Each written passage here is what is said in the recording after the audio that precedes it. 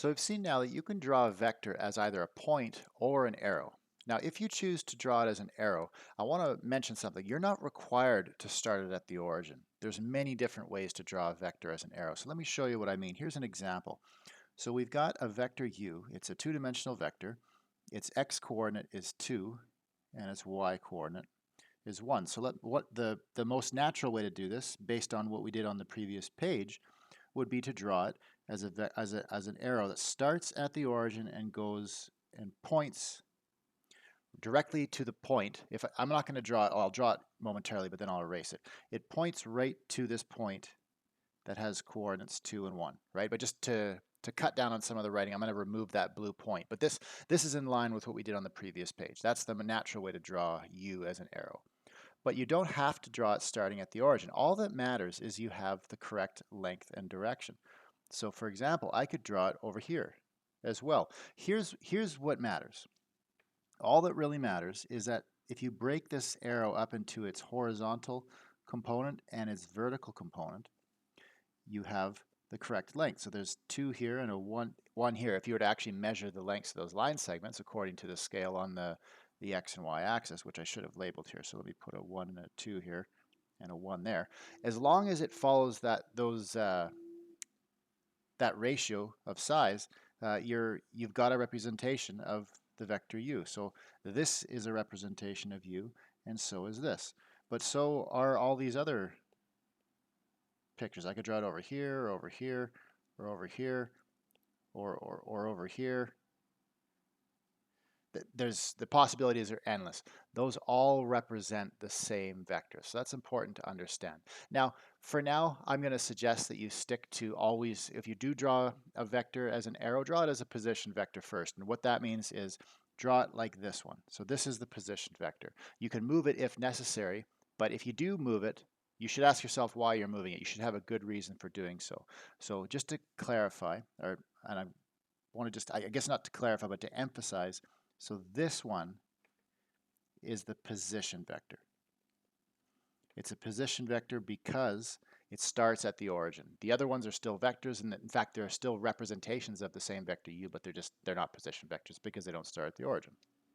Okay, so with that in mind, now we can talk about how you can do arithmetic with vectors, but now do it with them geometrically rather than algebraically. So for example, you might be looking at this and saying, hey, we already defined vector addition, subtraction, and scalar multiplication, but that was done algebraically in terms of coordinates. Now we're going to do it in terms of arrows.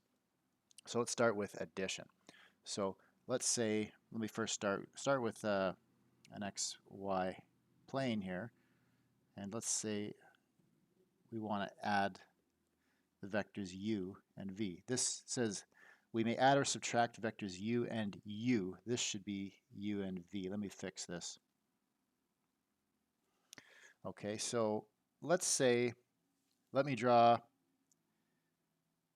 vector u here, and I'll draw a vector v. I'll just do it in a different color just to make the diagram a little bit easier to process what's going on. So let's say we had a vector u drawn in red and a vector v drawn in green. Now they don't have to be drawn in the first quadrant. They can be pointing in any direction, but for the purpose of making this picture easy to read, I've chosen to draw u and v in a specific way. So what if you want to add these vectors? What you could do is you could just figure out what the coordinates are and then add the coordinates together, and then you would have the sum. But what if you wanted to work just in terms of using the arrows? Well, here's this is sometimes called the parallelogram rule. What you'll do is there's 2 options. If I want to add u and v together, one option would be to take a copy of v and draw it so it starts right at the end or tip of the vector u. And there's 2 options, and I'm going to do them both simultaneously so you can see that you have more than one way to do this. The other option would be to, instead of taking a copy of v, take a copy of u and draw it so it starts at the tip of the vector v. Okay, I'll move this label out here now. And you see that no matter which of those 2 options you choose, you're going to find this point here that I've shaded in blue. Okay, and what you're going to do now is you're going to draw a vector that goes from the origin to that point. and that is going to be the sum. Okay, so that blue vector, that is the vector u plus v. So that's called, that's called the parallelogram rule sometimes, because, and you can see why, right? Because if I look at this shape here, it forms a parallelogram.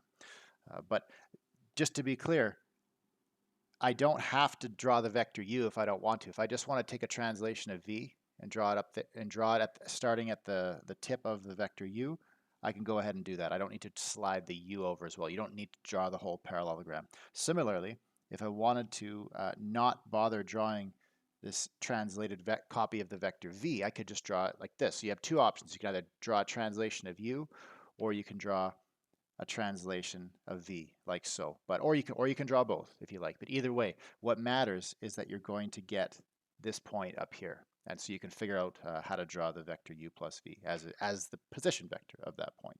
So that is the rule that you can use for vector addition.